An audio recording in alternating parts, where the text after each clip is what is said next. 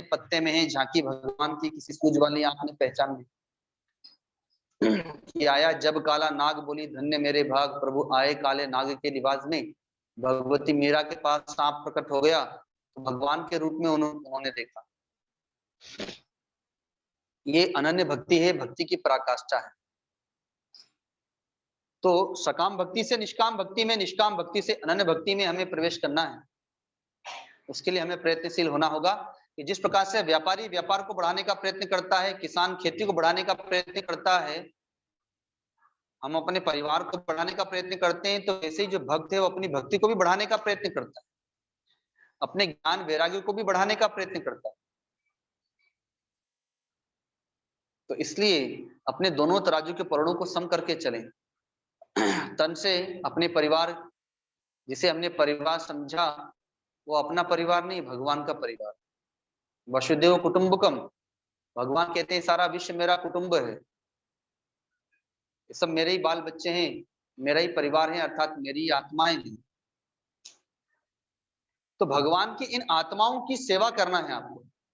आप माँ समझ करके सेवा करेंगे, पिता समझ करके सेवा करेंगे, आज सेवा करेंगे, कल अपमान कर देंगे, परसों फिर सेवा करेंगे, अगले दिन फिर अपमान कर देंगे, क्योंकि स्वार्थ लागी करे से प्रीति, आप स्वार्थ के वशीभूत हैं। तो केवल माँ पिता समझ के आप सेवा करेंगे तो ऐसा होता रहेगा, लेकिन भगवान की आत्मा समझ करके आप सेवा करें तो फिर आप उनका तिरस्कार नहीं कर सकते, अपमान नहीं कर सकते। मन परमात्मा के स्मरण में हो और तन परमात्मा की आत्माओं की सेवा में हो। तो गृहस्थ आश्रम में रहकर के भी आप परमात्मा को प्राप्त कर सकते हैं, जैसे कि राजा जनक ने, महात्मा भरत ने और भी अन्य भक्तों ने, भगवती माताओं ने भी प्राप्त किया परमात्मा को घर में। तो इसलिए अपने जीवन पर विचार करें, हमारे जीवन जीने की शैली पर विचार करें, हमने जीवन में कौन कौन से सूत्रों को धारण किया उस पर विचार करें, भक्ति के कौन कौन से अंग है हमारे जीवन में, भक्ति अभी कितनी है, हम किसके लिए जीवन जी रहे हैं, इस पर विचार करें। हम लोग तो साल में एक बार आकर के जल डालने के लिए आते हैं, ये सत्संगी जल है, ताकि आप लोग की भक्ति ज्ञान वैराग्य रूपी खेती हरी भरी रहे, फलती फूलती रहे।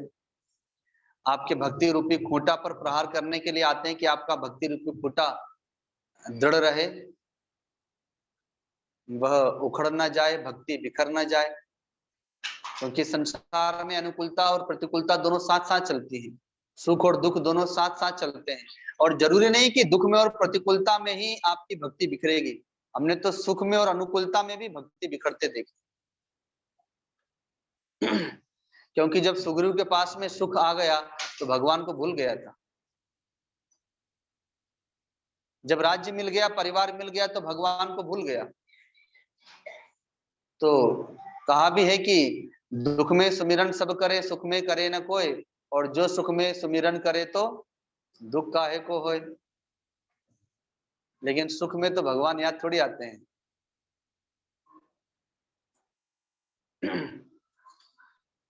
तो अब यहीं पर वाणी को विराम दिया जाएगा, 5:15 हो गया। कल सुबह में हम लोग यहाँ से प्रस्थान करेंगे लगभग 9:30 बजे के आसपास। हाँ, जूम से जुड़े हुए जितने भी भक्तगण हैं, अब जूम को यहीं पर विराम दिया जाता है। अब यहाँ के भक्तों के लिए कुछ बात की जाएगी। तो जूम पर जितने भी भक्तगण जुड़े हैं उन सबको बहुत बहुत शुभकामनाएं, बधाई, आशीर्वाद। कल सुबह में सत्संग नहीं होगा, कल शाम को सत्संग होगा नवादा से, तो उसके लिए उन लोगों को लिंक प्राप्त हो जाएगी, तब तक के लिए वो लोग प्रतीक्षा करेंगे। तो जूम को अभी आप लोग बंद कर देंगे। प्रणाम गुरुदेव। और आप सब कल सुबह में हम लोग यहाँ 9 बजे जो सत्संग करते हैं, 9 से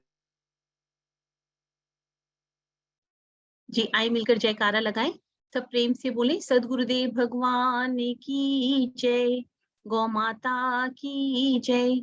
गंगा मैया की जय, आज की आनंद की जय। प्रणाम। और कल सुबह सत्संग नहीं होगा और हम शाम को फिर से जुड़ेंगे सत्संग के लिए। समय और लिंक ग्रुप पर भेज दिया जाएगा। प्रणाम स्वामी जी, चरण स्पर्श। प्रणाम गुरुदेव। प्रणाम स्वामी जी।